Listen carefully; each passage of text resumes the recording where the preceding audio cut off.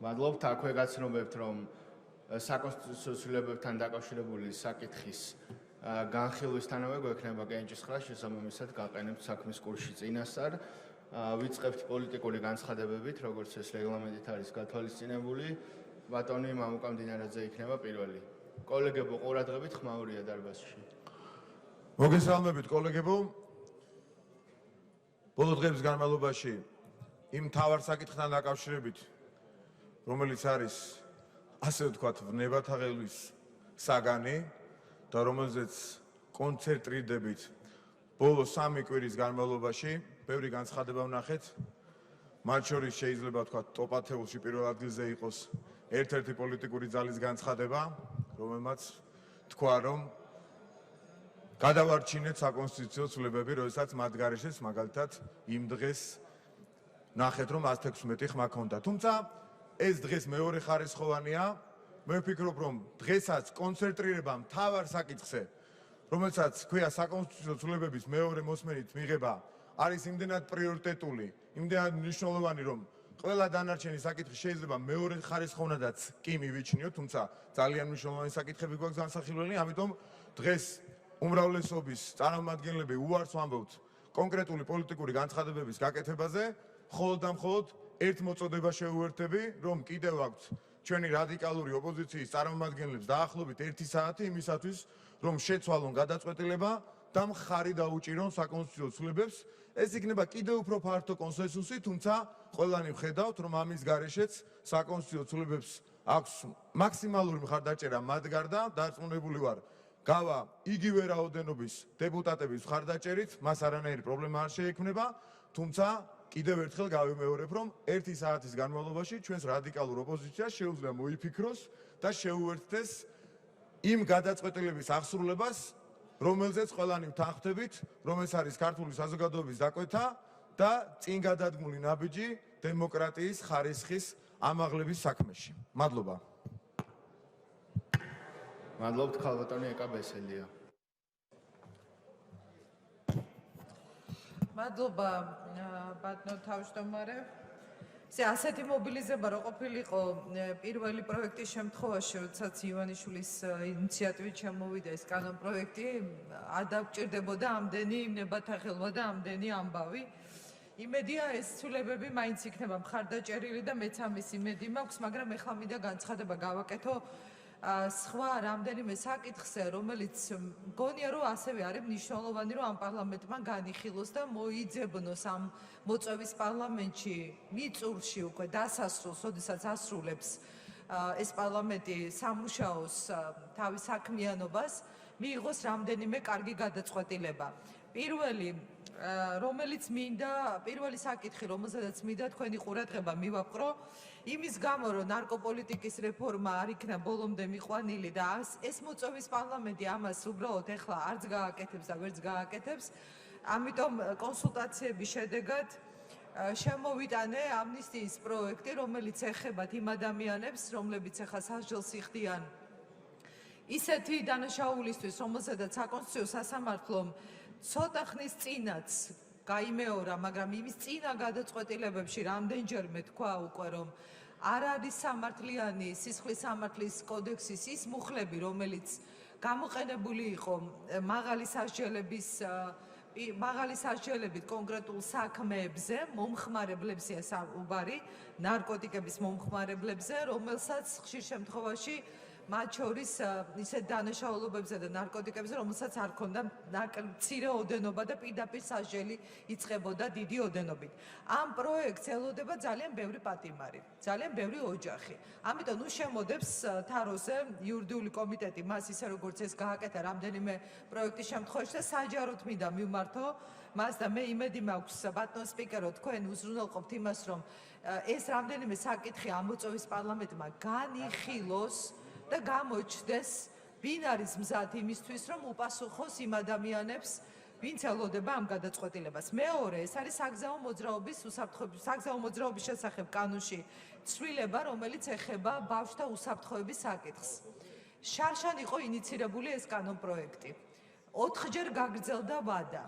2-ჯერ დაინიშნა ისე, რომ მე უბრალოდ სხვა კომიტეტზე საკითხის განხილვის გამო ვერ შევძელი მონაწილეობა, მაგრამ ბოლოს 3 თვით გაუგრძელდა 9 ივნისს იურიდიული კომიტეტის წერილით. მე მინდა საჯაროდ მივმართო ამ კომიტეტს და მათ შორის იმ ადამიანებს, ვინც თავს იწონებს ბავშვთა უფლებები, რომ აწუხებთ. ეს არის თემა, რომელიც ბავშვების უსაფრთხოებას ეხება. მათი გადაადგილების დროს სავალდებულო სავარძლების გამოყენების წესს და მადლობა მინდა უთხრა დარგობრივ კომიტეტს, რომელმაც ხარი დაუჭირა ამ კარგ ინიციატივას. განიხილეთ ეს კანონპროექტი და უხერხულია ამდენი გადავადება განუსაზღვრელი ვადით. 3 თვით რო ავადებ ივნისში, ეს იმას ნიშნავს, რომ უარს ამბობ განხილვაზე. მესამე, ეს არის სახელმწიფო ბაჟის შესახებ კანონში ცვლილება. პენსიონერებს ეხებათ, რომელთა ბაჟისგან გათავისუფლებას ვითხოვ იმ სარჩელებზე, რომელიც მათ დაჭირდებათ სასამართლოში. ამ საკითხის განხილვაც არის საჩქარო, თუ ვამბობთ, რომ ვირუსის პირობებში ძალიან გაუჭირდათ ადამიანებს. და მესამე საკითხი, ეს არის სასამართლოსთან დაკავშირებული თემა, მოსამართლეების არჩევის პროცესი, რომელიც ძალიან ცუდი ცვლილებებით დაამახსოვრდა ყველა საერთაშორისო და ადგილობრივ ორგანიზაციას. ბოლოს ევროპარლამენტის რეზოლუციაში იყო ძალიან მკაცრი კრიტიკა ამ ცუდი ცვლილებების გამო და ეხლა არის შემოტანილი კანონპროექტი, რომელიც ასევე ელოდება განხილვას და იურიდიულ კომიტეტს აწერია ისიც, როგორც წამყვან კომიტეტს, რომელმაც უნდა განიხილოს ისე, რომ ამოწევის პარლამენტმა თქვას თავისი პოზიცია იმ კრიტიკის შემდეგ, რომელიც ყველა საერთაშორისო პარტნიორის მხრიდან იყო გამოთქმული, რომ ეს იყო ცუდი ცვლილებები, როდესაც არ გაიზიარა პარლამენტმა რეკომენდაციები, რომელიც ჰქონდა ევროკავშირს, ამერიკის საელჩოს, ევროპის საბჭოს, ვენეციის კომისიას, EU-TOODIR-ს და ადგილობრივ არასამთავრობო ორგანიზაციებს. ეს არის 4 საკითხი, რომლის განხილვას მე ვთხოვ პარლამენტს. ეს არის ვალდებულება და არა ესე ვთქვათ, არჩევანი, გინდა განიხილავ, გინდა არა. საერთოდ ის პრაქტიკა, რომელიც დამკვიდრდა 3 თვით საკითხების გადავადების, ეს ეწინააღმდეგება რეგლამენტის ჩანაწერს. ჩვენ იმიტომ დავადგინეთ ვადები, რომ ამ ვადებში ინიცირებული კანონპროექტები განიხილოს პარლამენტმა. ასე რომ ადამიანის უფლებების კომიტეტს და იურიდიულ კომიტეტს, რომელსაც აწერია ეს კანონპროექტები, კეთილი უნდა ინებონ, ჩამოიღონ ეს კანონპროექტები თაროდან და ჩასვან დღის წესრიგში და განიხილონ. სხვაგვარად ეს განიხილება როგორც ვალდებულების შესრულებაზე უარის თქმა და ეს იქნება საპარლამენტო მუშაობისთვის ერთ-ერთი ძალიან დიდი ზიანი, რომელსაც მიაყენებთ თქვენ საკუთარ მოქალაქეებს, რომლებიც ელოდებიან ამ ინიციატივაზე, როგორი იქნება პარლამენტის წევრების პოზიცია. ეს არის ჩემი მომართვა და ბატონო არჩილ, მე იმედი მაქვს, რომ თქვენი მოდერაციით ეს მოხერხდება. მადლობთ ქალბატონი ნატო ჩხეიძე. გმადლობთ, მოგესალმებით კოლეგებო. მინდა გამოვეხმაურო ბატონ მამუკას. ოპოზიციამ ნამდვილად გადაარჩინა პირველი მოსმენის ჩავარდნისაგან საკონსტიტუციო ცვლილებები. ამის შემდეგ თქვენ განაცხადეთ, რომ 116 მყარი მხარდაჭერა გაქვთ და მეორე მოსმენისას გამოჩნდება, რამდენად მყარია თქვენი ეს განცხადება და თუ ეს ასე მოხდება, ძალიან კარგი, როგორც იქნა ძალისხმევა გამოგიჩენიათ. ჩემი განცხადება ბატონო სპიკერო, თქვენს საყურადღებოდ და ბიუროს საყურადღებოდ არის. მას შემდეგ, რაც ივნისში აღსდგა საპარლამენტო საქმიანობა, სესიებს ვგულისხმობ, 156-ე საკითხად შეტანილი იყო ჩემი ინიციატივით შემოტანილი კანონპროექტი და მას შემდეგ ორჯერ შედგა დღის წესრიგი და ეს საკითხი გაქრა დღის წესრიგიდან. როგორც ჩანს, თქვენთვის უმნიშვნელოა ეს თემა, თუ არა და მინდა გითხრათ, რომ არის უმნიშვნელოვანესი, რადგან შეეხება ჩვენს დღევანდელ სახელმწიფოებრიობას, რადგან ეს კანონპროექტი შეეხება კონსტიტუციის შესაბამისობას, კონსტიტუციის ჰარმონიულობას კანონთან და კონსტიტუციის ჩანაწერის დამკვიდრებას ყოფაცხოვრებაში, ეგზისტენციალურ ყოფას რო უწოდებენ ახლა. კონსტიტუცია თავისთავად კარგია, რაღაცა მუხლების გამოკლებით, მაგრამ ჩვენი დღევანდელი ქვეყნის სიდუხჭირე იმითაც არის განპირობებული, რომ ცალკეა კონსტიტუცია და ცალკეა ყოფაცხოვრება და არ სრულდება კონსტიტუციის ჩანაწერები. თუ ჩვენ მივეჩვევით, რომ თავიდანვე პირველი მუხლის, პირველი პუნქტის ჩანაწერი შევასრულოთ, შემდგომ უკვე ჰარმონიულად მოხდება სხვა ჩანაწერის შესრულების ვალდებულებებიც.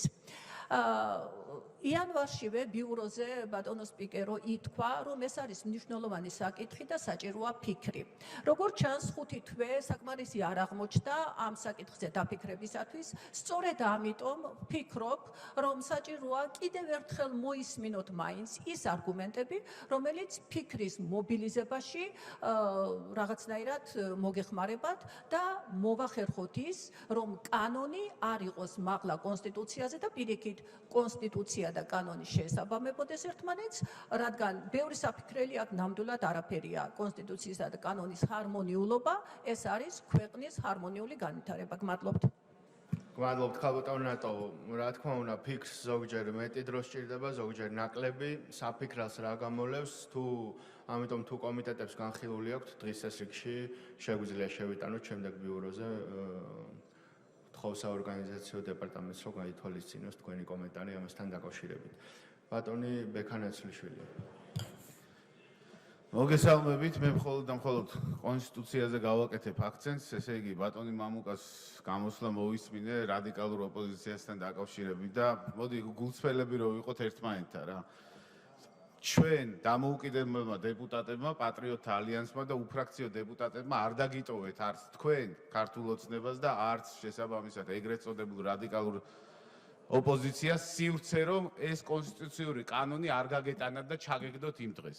იმიტომ რომ არც ერთ შანსი არ დაგიტოვეთ ამისი, რომ ერთმანეთისკენ ხელი გაგეშვირათ და ერთმანეთისთვის დაგებრალებინათ ეს ყველაფერი.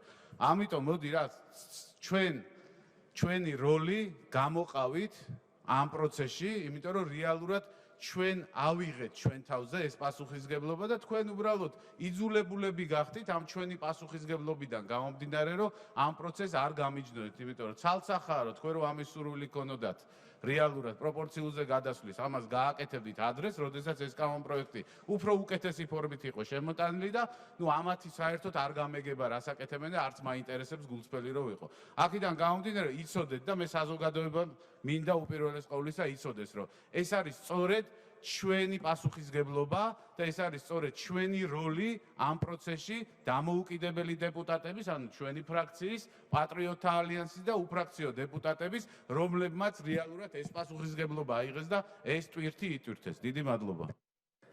კი ბატონო ბექან უგადავდებთ ამ საკითხს შემდეგისთვის, ეხლავე გამოვყოთ ეს როლი.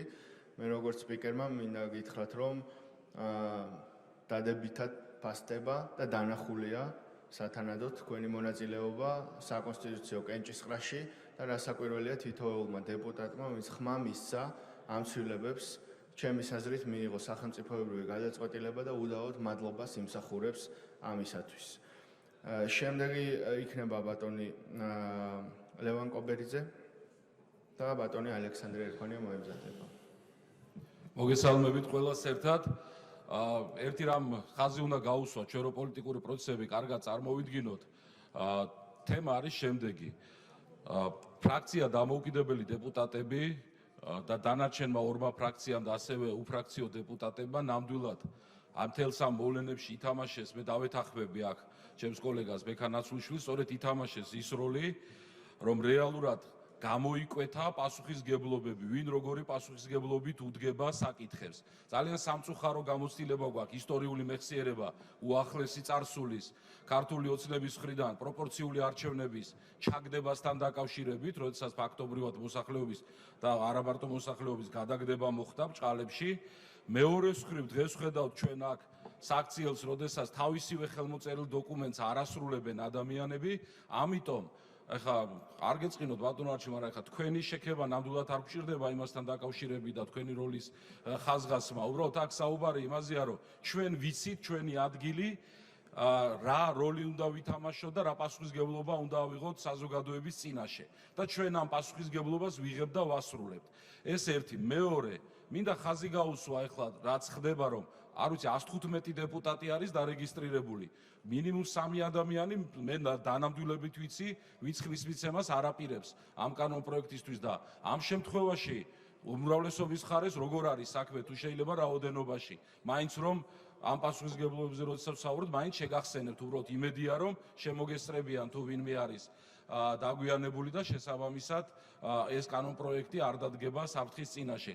რაც შეეხება იმ ცდელობას, რომ თქვენს ეგრეთ წოდებულ message box რომ რაღაცნაირად ეხა ოპოზიცია გინდათ გაყოთ ეს თქვენი საქმეა რა თქმა უნდა როგორ პოლიტიკური გემოვნების, მაგრამ რაღაცა რადიკალური ოპოზიცია ასე შემდეგ და ეხა ისე თუ იქითკენ თუ მიყავთ საქმე რომ რაღაცნაირად თქვენ წარმატებად შეგიძლიათ გინდათ რომ გაასაღოთ რომ აი ეს 116 ხმა რომელსაც თქვენი სპიკერები ხშირად ამბობენ ხოლმე რომ არის გარანტირებული ძალიან დიდი ბოდიში ეს თქვენი მხრიდან არაფერი არ არის გარანტირებული ჩვენგან ნამდვილად ვიცით რომ არის გარანტირებული ბევრჯერ დავადასტურეთ და იგივეს ვაგრძელებთ სწორედ ეხლა მეორე მოსმენის დროსაც ამიტომ ეხლა ისე ნუიზამთ ბოლოს რომ საბოლოო ჯამში მე განაწყენება გამოიწვიოთ სწორედ იმ და მახსოვს პროპორციული არჩევნები იმიტომ ჩავარდაო თქვენი ზახთით რომ თურმე რაღაც შეურაცხყოფილად იგრძნესო თავი მაჟორიტარმა დეპუტატებმაო და რაღაც იგივე გზას ნუ დაადგებით შეფასებები და message box-ი მე მგონი რომ კარგი იქნება რომ ცოტა შეცვალოთ ამიტომ ჩვენ პასუხისგებლობას ვაღიარებთ ვიცით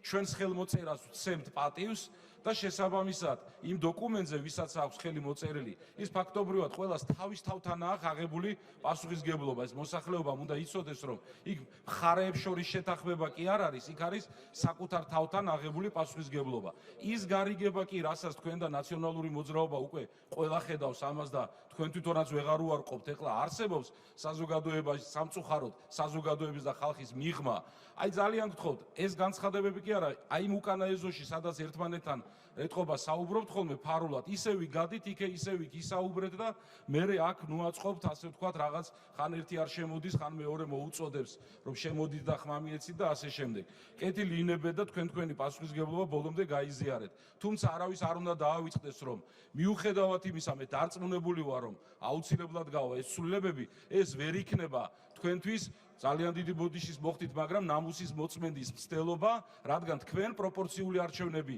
რაზეც იყო მთლიანი საერთო სახალხო შეთანხმება, ჩააგდეთ და შესაბამისად, ეხლა მცდელობა იმისი, რომ თქვენ წარმოაჩინოთ ძალიან ასე პასუხისგებლიან პოლიტიკურ ძალას, სამწუხაროდ არ გამოგივათ. დიდი მადლობა.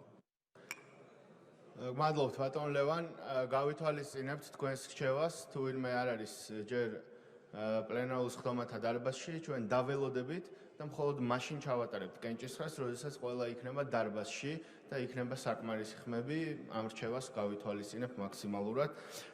ბატონი ლევან გოგიჩაიშვილი, უბრალოდ ბატონი ალექსანდრე ერქვანია და შემდეგ ბატონი გოგიჩაიშვილი. მადლობთ. მინდა ღრმა მწუხარება გამოვხატო 19 წლის გიორგი შაქარაშვილის გარდაცვალების გამო. მთელი ერის ტრაგედია, როცა ასეთი ახალგაზრდები მიდიან ამ ქვეყნიდან არაფრის გამო. მთელი საზოგადოება დამნაშავეები ვართ, რაც დღეს ქვეყანაში ხდება. ის აგრესია და სიძულვილი, რაც გამეფებულია დღეს ქვეყანაში. სამწუხაროდ, არაფერს ვაკეთებთ ამ აგრესიისა და სიძულვილის შესაჩერებლად. დამნაშავეები ვართ ორივე მხარის წინაშე. მათ წინაშე, ვინც ამ ქვეყნიდან მიდიან, რადგან მათ სიცოცხლეს ვერ გაუფრთხილ და ვერ დავიცავით, და მათ წინაშეც, ვინც ამ ბოროტებას ჩადიან, რადგან სიყვარული ვერ ვასწავლე და ვერ დავანახეთ.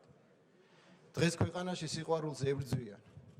ყველანაირად ცდილობენ ჩვენი გულებიდან, სკოლებიდან, ოჯახებიდან სიყვარული განდევნონ და ამის შედეგია დღეს ქვეყანაში არსებული სიძულვილი და აგრესია.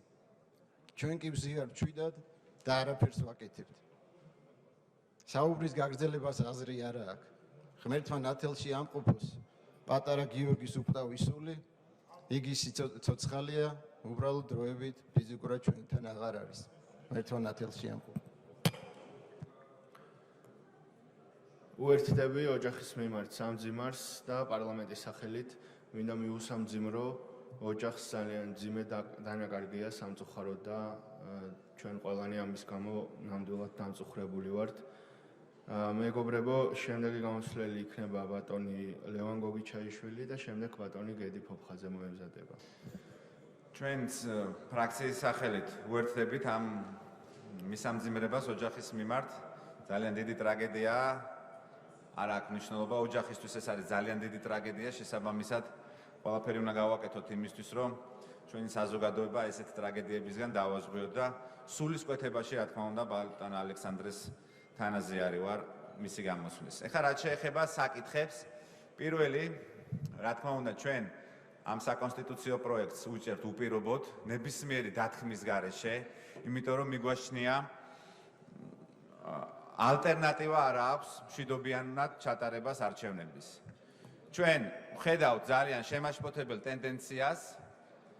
ეს შემაშფოთებელი ტენდენცია გამოიხატება იმაში, რომ ყველაფერს გააკეთებს ნაციონალურ მოძრაობა თავისი პროვოკაციული სულისკვეთებიდან და სულიერი მდგომარეობიდან გამომდინარე, რომ არ იყოს მშვიდობიანი ეს არჩევნები, მაგრამ ესენი ამას აკეთებენ თქვენი უსუსურობის, თქვენი უპასუხისმგებლობის და თქვენი არათანმიმდევრული პოლიტიკიდან გამომდინარე. ამიტომ ჩვენი ფრაქცია ვალდებული ვართ იმ პროცესში მივიღოთ მონაწილეობას, რომელიც უზრუნველყოფს ჩვენი სახელმწიფოს მშვიდობიან მომავალს. ხა რაც შეეხება მეორე საკითხს, ასევე ჩვენი ფრაქცია არის ძალიან შეშფოთებული აჭარის ტელევიზიაში მიმდინარე პროცესებთან დაკავშირებით.